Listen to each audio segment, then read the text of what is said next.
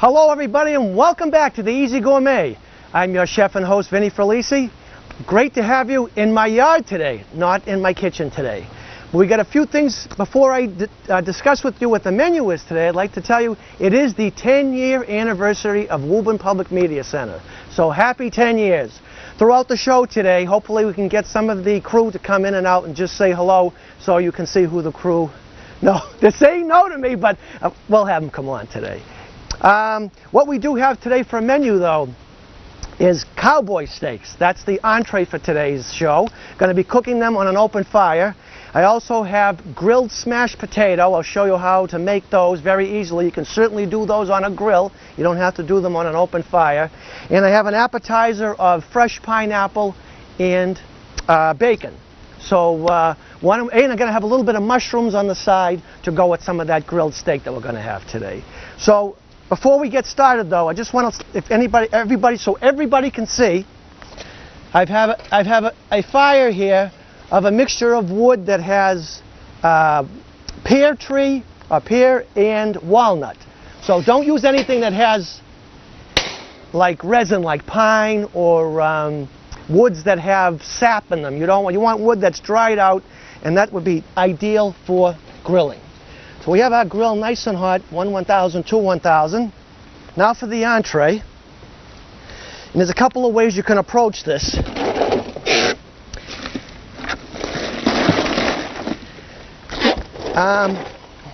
Some people like their meat salted prior to cooking, but I have two ways of letting people know how I like to do it. If you really want salt to penetrate the meat, put a nice coating on both sides and let the meat sit for about 40 minutes on a plate. What you'll see, what will happen is the salt will draw out moisture the first 20 minutes, but the second 20 minutes it will absorb that moisture back. And that moisture will be a nice salty flavor and will actually tenderize the meat that you have. If you just want a nice salty and pepper crust, do that prior to cooking, but then put them on heat right away. Do not let them sit. So, but today, we don't have 40 minutes, 40 extra minutes, so what I'm going to do today is just lightly salt and pepper them. We're going to go directly on the grill. So what I have today for everyone to see is have a beautiful ribeye bone-in.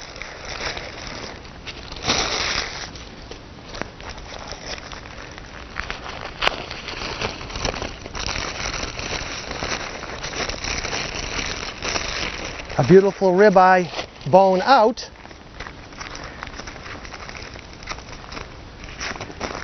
and a New York strip. And these are called Cowboy Steaks because they're about 2 inches thick each. So what I want to do first, let me check the mushrooms just to make sure they're not sticking. They shouldn't with that bacon in there and all that oil. Beautiful. Okay, what we want to do first is just a little bit of oil. This is very light olive oil.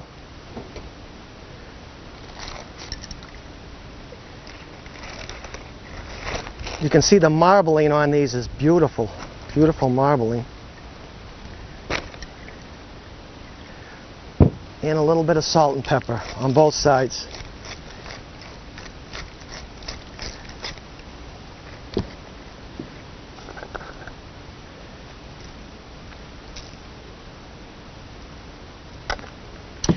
Again, if you have the time and the patience and you're looking for a little more depth of flavor, 40 minutes, a little bit of salt on each side, put it on a plate, let it sit out. As I said, you'll see the juice come out of the steak, but then the juice will disperse itself within the steak and give you a nice, kind of a nice briny, salty flavor, but I like it this way, so we're going to do it this way today. I'm using kosher salt. It's the only salt we use on the show.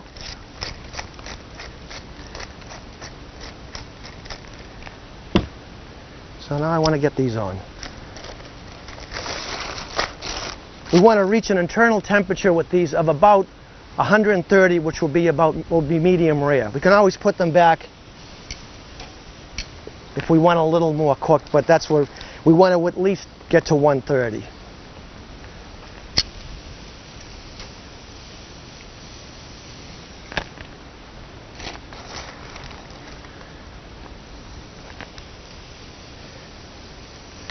Oh yeah, woo!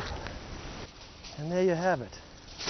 Our prime rib with the bone, our prime rib without the bone, and our New York strip steak. All medium rare. We have a little bit of sauteed mushrooms. Just to add a little depth of flavor, I use a little bit of soy sauce and threw in a clove of garlic. Actually, it was supposed to be at the end, but somehow it made its way in there at the middle. Smashed potato, what you want to do is you just microwave them 3/4 of the way through. Slit them prior to doing that. Cook them 3/4 of the way through. Let them cool so you can handle them, and then squash them either using a mold in a glass, as I did, or if you don't have a mold, you can certainly squash them. You don't really need it, but a mold keeps them all uniform and nicely the same size.